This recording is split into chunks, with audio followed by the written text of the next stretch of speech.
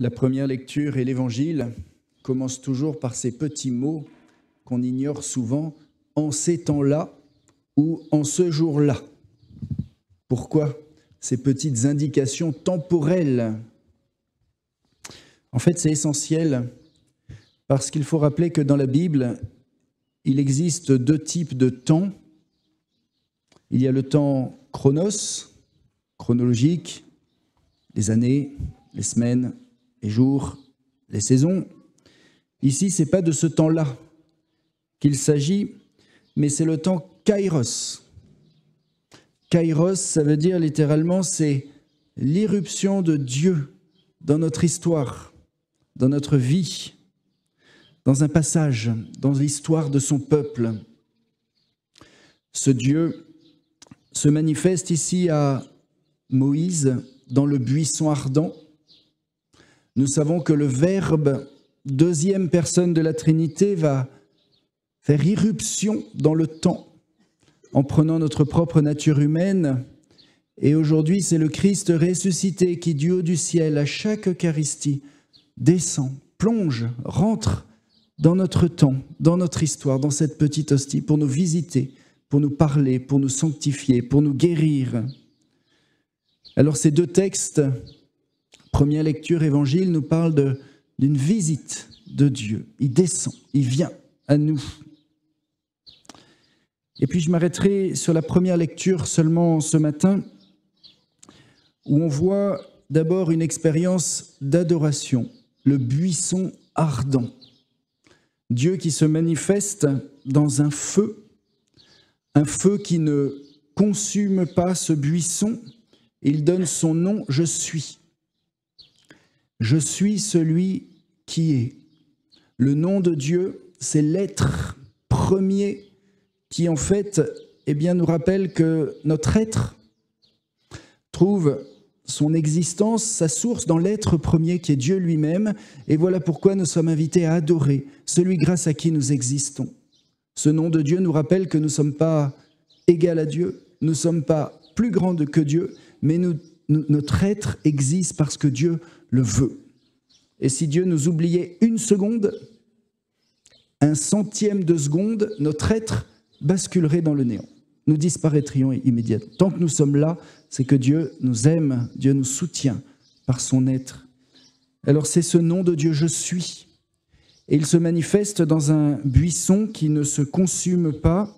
Les pères de l'Église ont vu souvent une image, une préfiguration de la Vierge Marie, qui va porter Dieu sans être détruite.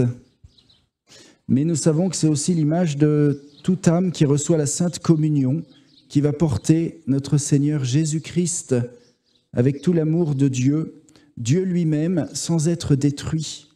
Comprenons que celui qui maintient l'univers dans sa main, que l'univers ne peut contenir, choisit de se contenir dans cette petite hostie.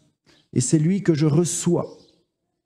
Il y a plus d'énergie, de vie, de lumière dans cette petite hostie que dans tout l'univers, le cosmos, la galaxie. Et je devrais être détruit en recevant la communion.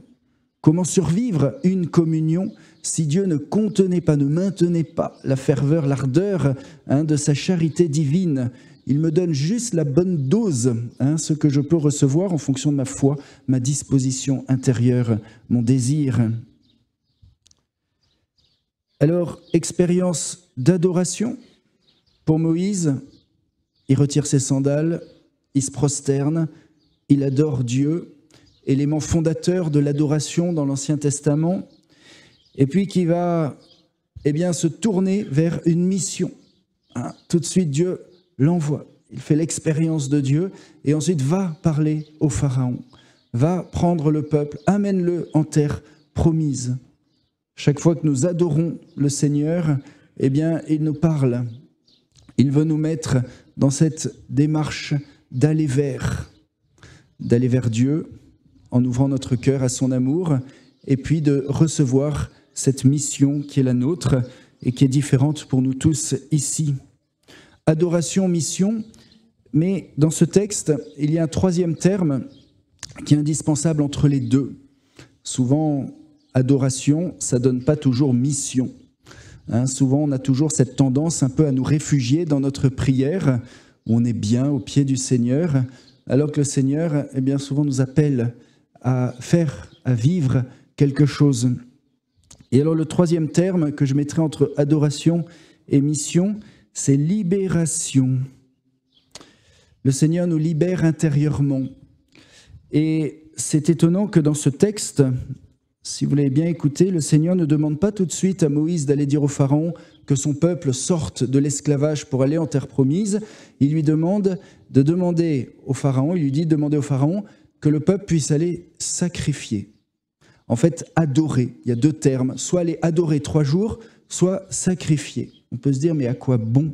Pourquoi Dieu demande à Moïse que le peuple puisse aller partir 3 jours ?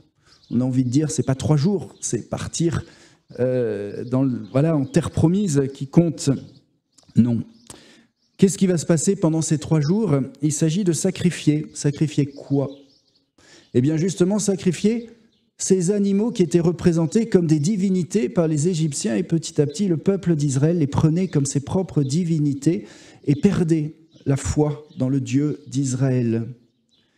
Et donc, devant cet esclavage spirituel qui est plus grave que l'esclavage temporel, physique qu'ils subissaient, eh bien, Dieu veut d'abord les libérer de cet esclavage qui consistait à adorer des idoles. Et donc, il leur dit, va dans le désert sacrifier en fait ceux qui étaient considérés comme des divinités par les Égyptiens. C'est pour ça qu'il fallait le faire un peu loin, parce que sinon, ils auraient tous été détruits, tués par les Égyptiens. C'était l'abomination pour les Égyptiens, c'était leur divinité. Et donc, nous comprenons que Dieu veut nous libérer dans cette démarche adoration-mission. Il veut nous libérer de nos idoles. Et pour nous libérer de nos idoles, il nous demande de sacrifier, c'est-à-dire de les tuer, de les détruire. Dieu ne se réjouit pas du sang des boucs, des agneaux, etc. Mais Dieu demande à son peuple de faire ça et de le refaire indéfiniment, parce qu'il y a toujours tendance pour le peuple d'Israël de reprendre ces animaux qui étaient considérés comme des idoles dans toutes les grandes puissances environnantes et de les tuer, les sacrifier pour être libres d'adorer le seul Dieu. Alors le Seigneur nous invite veut nous libérer pour pouvoir l'adorer, pour pouvoir être missionnaire. Il veut nous libérer de ce qui nous empêche de vivre notre vocation chrétienne. C'est toutes ces idoles que nous pouvons avoir. Et le pape Benoît XVI a rappelé que l'adoration eucharistique est le remède, je vais lire ce qu'il disait, l'adoration est le remède le plus valable et radical contre les idolâtries d'hier et d'aujourd'hui. S'agenouiller devant l'Eucharistie est une profession de liberté. Celui qui s'incline devant Jésus ne peut et ne doit se prosterner devant aucun pouvoir terrestre. Aussi fort soit-il, nous les chrétiens, nous ne nous agenouillons que devant Dieu, devant le très saint sacrement, parce qu'en lui, nous savons et nous croyons qu'est présent le seul Dieu véritable qui a créé le monde et l'a tant aimé au point de lui donner son Fils unique. Je continue la citation de Benoît XVI. Nous nous prosternons devant un Dieu qui s'est d'abord penché vers l'homme pour le secourir, lui redonner vie. Il s'est agenouillé devant nous pour nous laver nos pieds sales. Adorer le corps du Christ veut dire croire que là, dans ce morceau de pain, se trouve réellement le Christ qui donne son vrai sens à la vie, à l'univers immense, comme à la plus petite créature, à toute l'histoire humaine, comme à l'existence la plus courte. Celui devant lequel nous nous prosternons ne nous juge pas, ne nous écrase pas, il nous libère, il nous transforme. Amen.